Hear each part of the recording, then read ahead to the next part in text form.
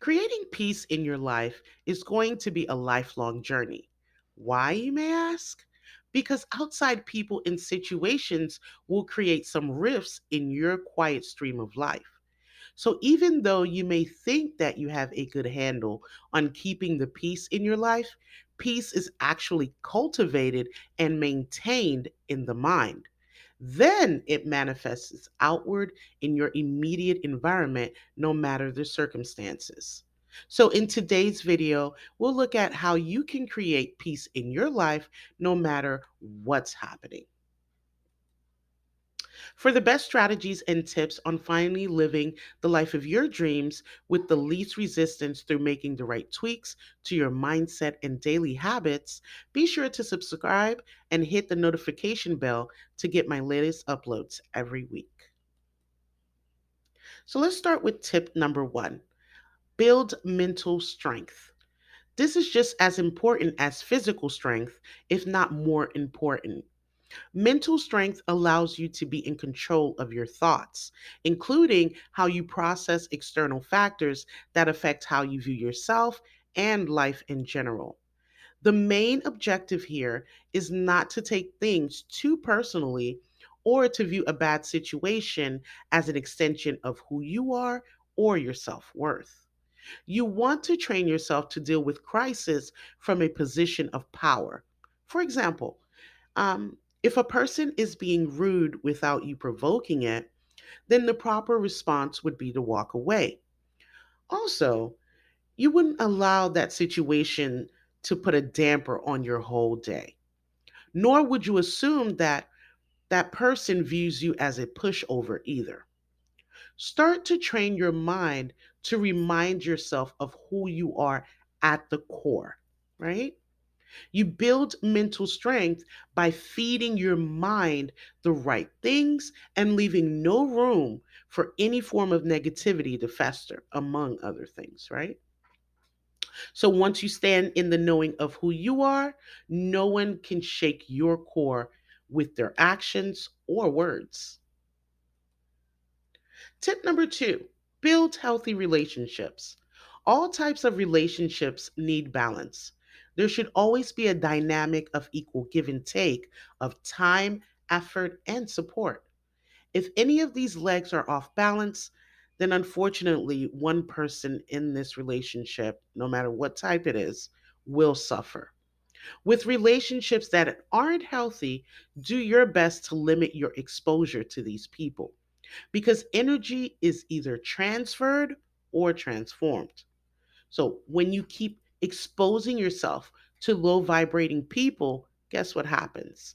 It will seep into your psyche without you realizing it, resulting in you doubting yourself or even becoming a negative Nancy also.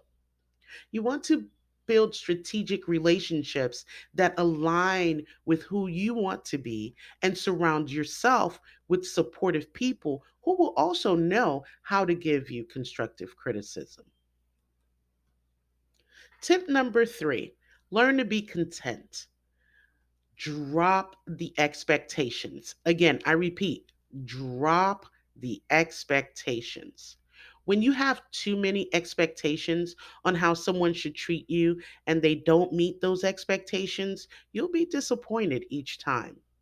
Expectations are dangerous. You want to be very mindful of what exactly you are expecting from someone else instead, right? And also be ready to cut the cord when basic expectations like, let's say, kindness isn't reciprocated. Contentment comes when you have fully accepted where you are mentally, emotionally, and physically, meaning what your assets, what you have, and what you don't have, right? Knowing that this chapter in your life can't remain the same because nature doesn't remain the same. She is always going through some type of metamorphosis and cycles. And you are a part of nature as a whole. Yes. Contentment will help you stay in your own lane. Ifa says to always keep your eyes on your own map. That's basically what that means, right? It protects you from peer pressure and living other people's dreams while it helps you appreciate who you are at this moment of time and what you have again at this moment of time. You also get to understand what to or what not to do to avoid facing the same problems in the future. You don't want to get to fall into that trap, right? More importantly, bravely facing situations makes you brave enough to face more challenging ones if and when they arise.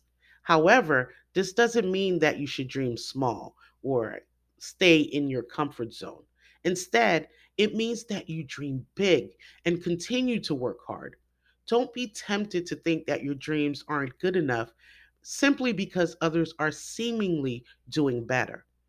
And if you're looking at someone doing better, you want to get out of that trap of comparison by self-reflecting and asking yourself the questions, okay, why do I think that so and so or this person is doing better than I am? Okay, what are the criterias? Are those the criterias for yourself, or are you just going along with the crowd? Because doing better puts you in a competition and it puts you in comparison.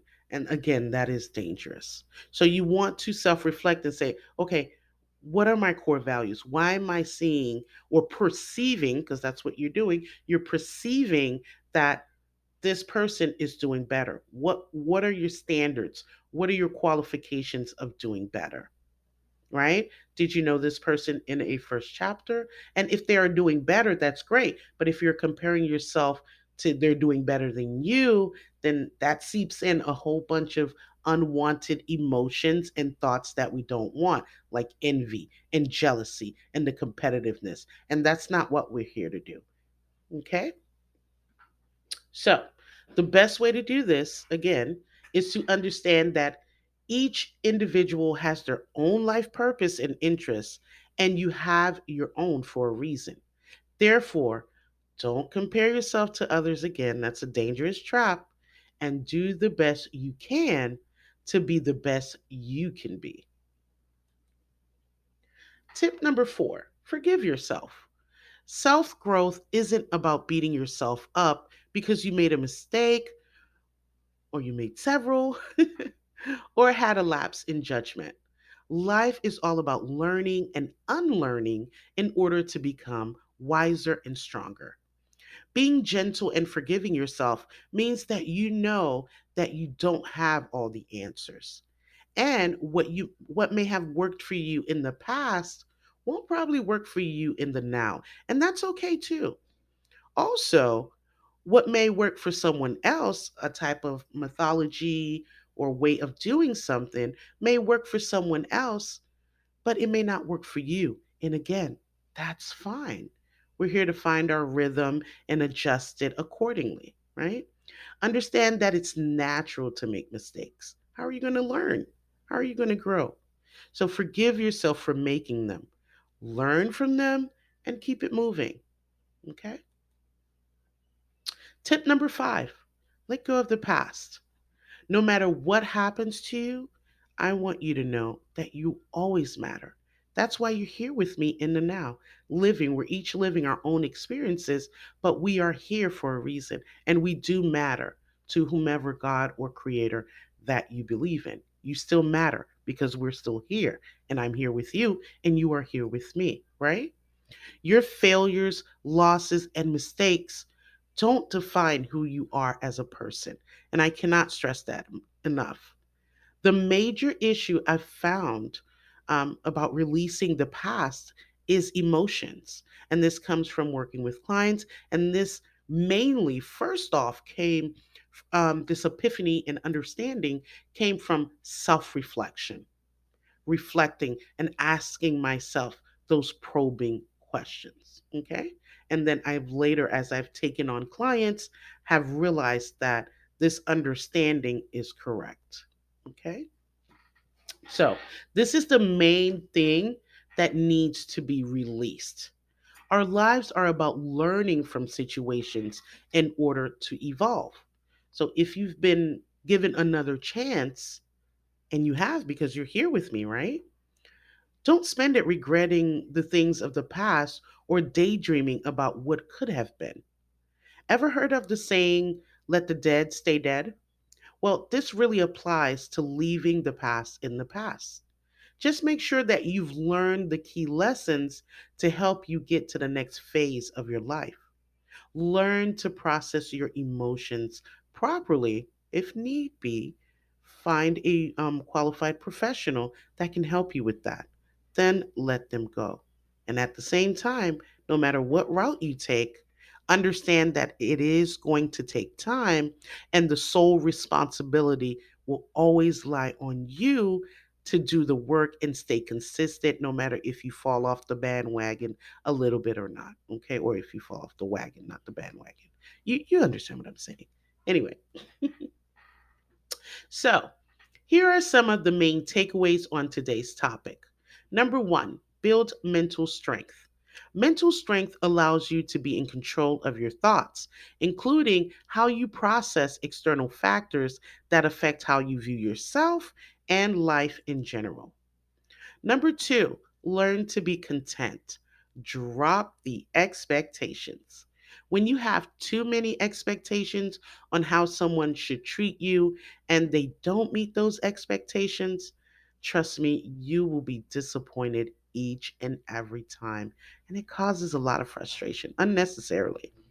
You want to be very mindful of what exactly you are expecting from someone else and how that aligns with your core values and standards. Last but not least, number three, build healthy relationships. All types of relationships need to be balanced. There should always be a there we go. Forgive me. There should always be a dynamic, there we go, of equal give and take of time, effort, and attention.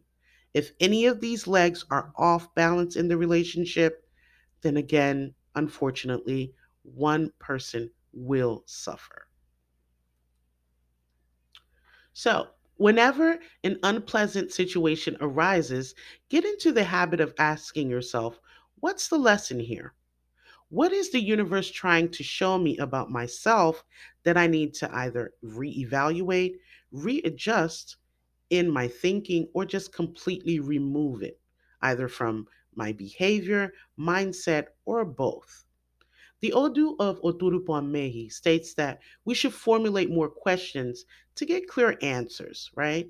And Okuran Meji, or Mehi, there we go, says that when faced with an issue, you need to go back to a previous life experience that's similar to what you're going through now, and then retrieve the answer that you're needing to overcome or get through this situation. If that's not possible, then do the next logical thing. Then once you've got it, guess what? It's time to fix up, readjust, restore balance on all levels, live life and love your life and keep it moving, right?